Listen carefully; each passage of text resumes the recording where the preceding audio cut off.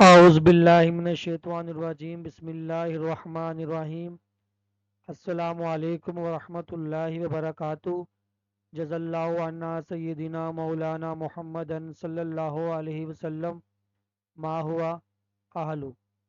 Dear students, آج ہم 10th class کے سلیبس میں شامل کتاب ترجمۃ القرآن کا لاسٹ چیپٹر سٹارٹ کرنے جا رہے ہیں، جس کا نام ہے سورۃ الشورى۔ تو چیپٹر کو سٹارٹ کرنے سے پہلے آپ سے گزارش ہے کہ ہمارے چینل کو سبسکرائب کریں، ویڈیو پسند آئے لائک کامنٹس اور ہمارے چینل کو سبسکرائب کریں، بیل آئیکن کو لازمی دبائیں تاکہ ہماری آئندہ ویڈیو آپ تک بر وقت پہنچ سکیں۔ تعارف ہے، سورۃ الشورى قرآن مجید کی 42ویں سورت ہے۔ تو یہاں پر یہ سوال بن سکتا ہے کہ ترتیب کے لحاظ سے سورۃ الشورى کا نمبر قرآن مجید میں کتنے نمبر پر آتا ہے، اور یہ 25ویں پارے میں موجود ہیں۔ تو یہاں پہ سوال بن سکتا ہے کہ سورۃ الشورى اس پارے میں موجود ہے۔ یہ مکی صورت ہے، اس کی 53 آیات اور 5 رکوع ہیں۔ تو ایک سوال یہاں پر بھی یہ بن سکتا ہے کہ اس کے کتنے رکوع اور کتنی آیات ہیں۔ سورۃ الشورى حامیم کے لفظ سے شروع ہونے والی تیسری صورت ہے۔ تو یہاں پر یہ سوال بھی یا آپشن بن سکتا ہے کہ حامیم سے شروع ہونے والی صورت تیسرے نمبر پر کون سی ہے۔ حوامیم صورتوں کا زمانہ نزول قریب قریب ہے اور ان کے مضامین میں بھی یکسانیت پائی جاتی ہے۔ سورۃ الشورى کے مطالعے سے معلوم ہوتا ہے کہ یہ سورت مکی دور کے آخر میں اس وقت نازل ہوئی جب اہل مکہ کی مخالفت اور بغض و عناد عروج پر تھا۔ اس سورت کا نام آیت نمبر 38 کے الفاظ و امرہم شورا بینہم و وہ اپنے معاملات آپس کے مشورے سے چلاتے ہیں سے لیا گیا ہے۔ اس کے بعد اس سورت کا مرکزی موضوع سورۃ الشورى کا مرکزی موضوع عقیدہ توحید و رسالت اور آخرت کا اثبات نیز باہمی اتحاد و اتفاق کا بیان ہے۔ موضوع کے بعد اس کے بنیادی مضامین ہیں۔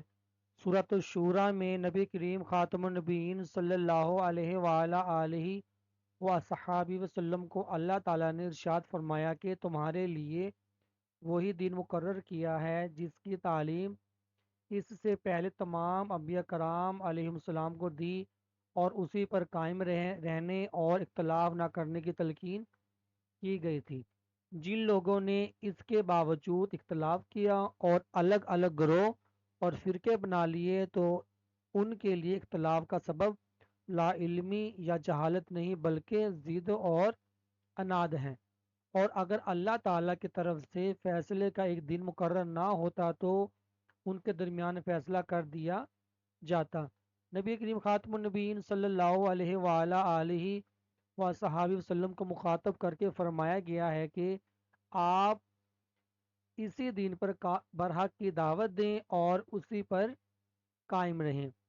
مشرکین کے شرکاء کے حوالے سے فرمایا گیا کہ اگر انہوں نے کچھ ایسے شریک بنا لیے ہیں جنہوں نے ان کے لیے دین میں کوئی ایسا طریق ایجاد کر لیا ہے، طریق سے مراد طریقہ، جس کی اللہ تعالیٰ نے اجازت نہیں دی، تو یہ دین اور یہ شرکاء قیامت کے دن ان کے کسی کام نہیں آئیں گے۔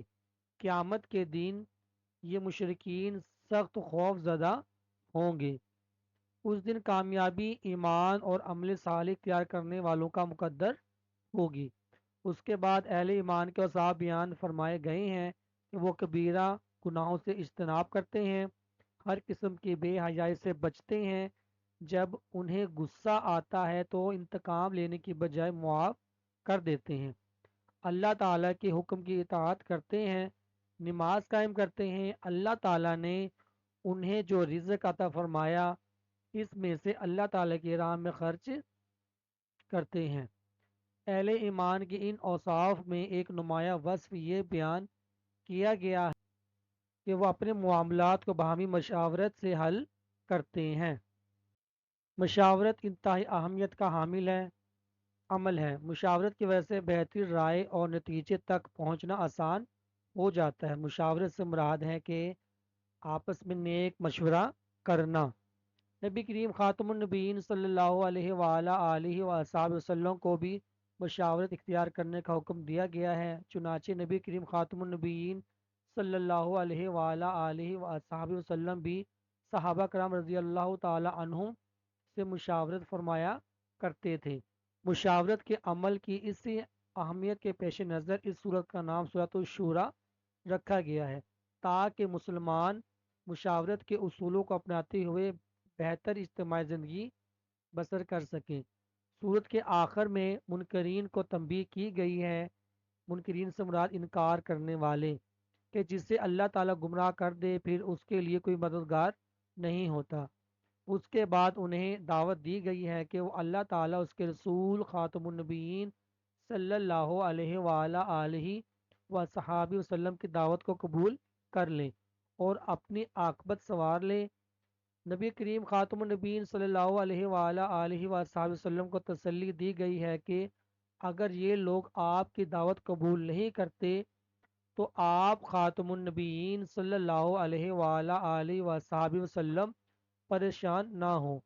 آپ خاتم النبیین صلی اللہ علیہ وآلہ وصحابہ وسلم نے اپنی ذمہ داری پوری کر دی ہے۔ ہم نے آپ خاتم النبیین صلی اللہ علیہ وآلہ وصحابہ وسلم کو ان کا نگران نہیں بنایا اور نہ آپ خاتم النبیین صلی اللہ علیہ وآلہ وصحابہ وسلم ان کے اعمال کے ذمہ دار ہیں۔ سورۃ الشورى میں اللہ تعالیٰ کے انسان کے ساتھ کلام کرنے کی مختلف صورتیں بیان کی گئی ہیں۔ کفار کا کہنا تھا کہ اللہ تعالیٰ خود ہم سے کلام کیوں نہیں فرماتا۔ اس کے جواب میں اللہ تعالیٰ نے فرمایا کہ اس کے انسانوں سے کلام کرنے کے تین طریقے ہیں۔ وہ وحی کے ذریعے کلام فرماتا ہے، یا وہ پردے کے پیچھے سے کلام فرماتا ہے، یا پھر فرشتہ بھیج کر کوئی پیغام پہنچا دیتا ہے۔ آخر میں فرمان الہی ہے، قُلْ لَا أَسْأَلُكُمْ عَلَيْهِ أَجْرًا إِلَّا الْمَوَدَّةَ فِي الْقُرْبَى۔ آپ خاتم النبیین صلی اللہ علیہ وآلہ وسلم فرما دیجئے میں تم سے اس تبلیغی رسالت پر قرابت کی محبت کے سوا کوئی اجر نہیں مانگتا۔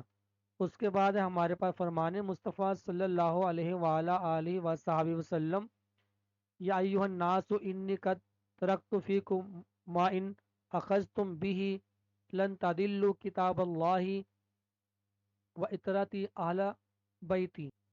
اے لوگو، میں تم میں سے ایسی چیز چھوڑے جا رہا ہوں، اگر تم اسے پکڑے رہو گے تو ہرگز گمراہ نہ ہوگے۔ ایک اللہ کی کتاب ہے اور دوسری میری اطرت یعنی اہل بیت ہے۔ سورۃ الشورى کی ریڈنگ کے بعد اب ہم نے اس کی ایکسرسائز کو سولو کرنا ہے، تو ایکسرسائز سے پہلے ہے نوٹ۔ سورۃ الشورى کے آیت نمبر 23، 37 تا 38 کے بعد محاورہ ترجمے کا امتحان لیا جائے، یعنی کہ آیت نمبر 23، آیت نمبر 37 اور آیت نمبر 38 کے ترجمے کو بھی ہم نے یاد کرنا ہے۔ اس کے بعد ہمارے پاس ہے ذخیرہ الفاظ، ان الفاظ معنی کو بھی ہم نے یاد کرنا ہے، ان میں سے پیپروں میں آ سکتے ہیں۔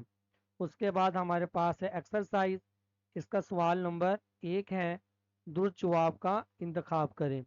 جز نمبر 1 ہے، سورۃ الشورى کا مرکزی موضوع ہے الف عقائد، بے فضائل، جیم عبادات، دات شمائل، تو اس کا کریکٹ آنسر ہوگا الف عقائد۔ جز نمبر 2 ہے، سورۃ الشورى کے نام سے اہمیت واضح ہوتی ہے، الف اتحاد کی، بے ایمان کی، جیم مشورے کی، دال بھائی چارے کی، تو اس کا کریکٹ آنسر ہوگا جیم مشورے کی۔ جز نمبر 3 ہے، نبی کریم خاتم النبیین صلی اللہ علیہ وآلہ وسلم کی ذمہ داری ہے، الف ہدایت دینا، بے نیک عمل کروانا، جیم آیات یاد کروانا، دال اللہ تعالیٰ کا پیغام پہنچانا، تو اس کا کریکٹ آنسر ہے دال اللہ تعالیٰ کا پیغام پہنچانا۔ جز نمبر 4 ہے، سورۃ الشورى کے مطابق نبی کریم خاتم النبیین صلی اللہ علیہ وآلہ وصحابہ وسلم کی پریشانی کا سبب تھا، الف جنگی حالات، بے لوگوں کی دشمنی، جیم بت پرستی، دال دعوت اسلام کا انکار، تو اس کا کریکٹ آنسر تھا دعوت اسلام کا انکار۔ جز نمبر 5 ہے سورۃ الشورى میں باہمی معاملات سے متعلق مسلمانوں کو نصیحت کی گئی ہے۔ الف مشاورت کی، بے صبر تحمل کی، جیم استقامت کی، دال ایثار کی۔ تو اس کا کریکٹ آنسر ہوگا الف مشاورت کی۔ آپشن کے بعد ہے سوال نمبر 2، مختصر جواب دیں۔ جز نمبر 1 سورۃ الشورى کا زمانہ نزول تحریر کریں۔ اس کا آنسر صفحہ نمبر 222 پر ہے۔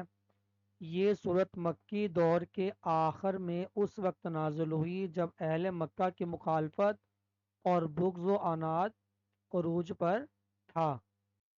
جز نمبر 2 ہے سورۃ الشورى میں اہل ایمان کے کون سے نمایاں اوصاف بیان کیے گئے ہیں؟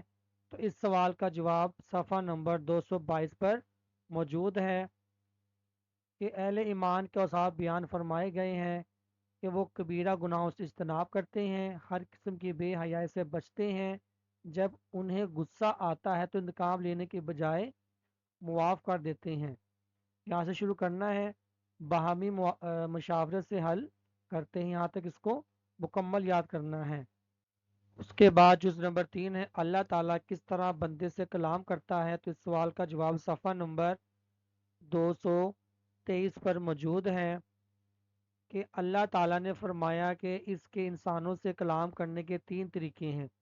وہ وحی کے ذریعے کلام فرماتا ہے، نمبر 2 وہ پردے کے پیچھے سے کلام فرماتا ہے، یا نمبر 3 پھر فرشتہ بھیج کر کوئی پیغام پہنچا دیتا ہے۔